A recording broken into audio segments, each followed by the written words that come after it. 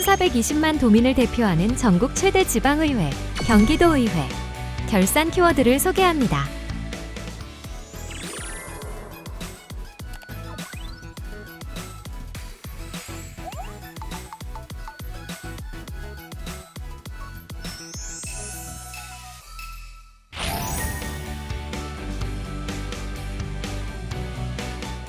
우리 경기도의 소방산업, 잘 성장하고 있는 걸까요? 최근 소방산업은 더 이상 단순한 안전인프라에서 머무는 분야가 아닌 세계 시장에서 성장 가능성이 높은 미래 수출 산업으로 평가받고 있는데요.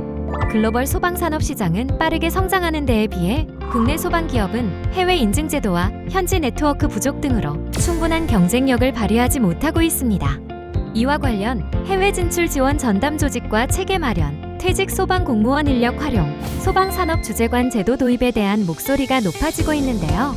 윤성근 의원은 경기도가 전국 최초로 소방산업 주재관 제도를 도입한다면 도내 소방기업의 수출 활성화를 이끄는 것은 물론 타 지자체의 정책 모델이 될 수 있다고 강조했습니다. 소방산업의 전략적인 육성을 통해 도민의 안전과 지역 경제를 지키는 방안을 경기도의회가 함께 고민하겠습니다.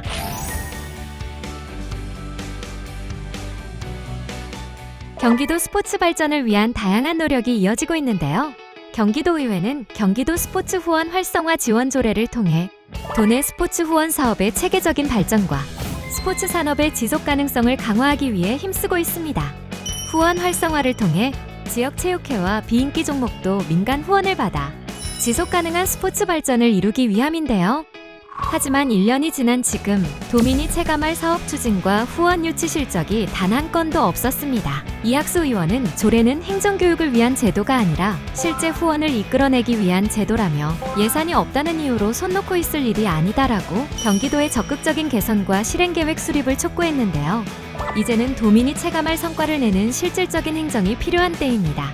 경기도의회는 조례 제정 이후 추진 상황까지 꼼꼼히 살피겠습니다.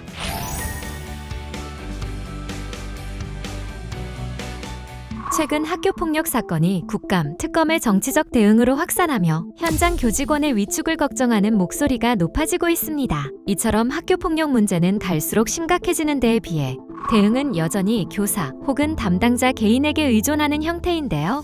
경기도의회는 경기도교육청 학교폭력 예방 및 대책에 관한 조례를 통해 학교폭력 관리 시스템을 도입, 학교폭력에 체계적으로 대응하기 위한 제도를 마련했습니다.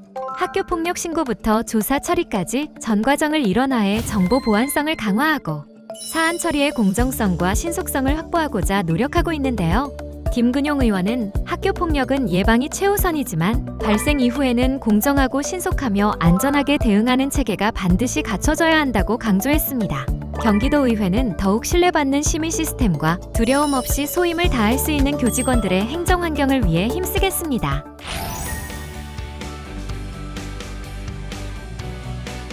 수도권이라는 이유로 각종 지원에서 제외되고 접경지라는 이유로 개발에서 제약을 받아온 경기 북부, 규제 해소와 경제 성장을 위한 다양한 균형 발전 사업이 추진 중이지만 여전히 북부 도민이 체감하기는 어렵습니다.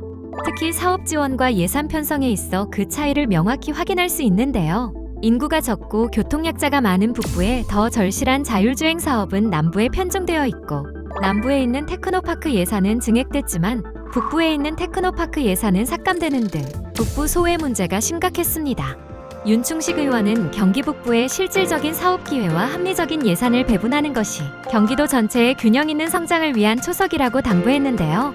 남북부의 상생 협력이 경기도 전체의 발전을 이끄는 길입니다. 경기도의회는 경기도 남북부 균형 발전을 위해 최선을 다하겠습니다.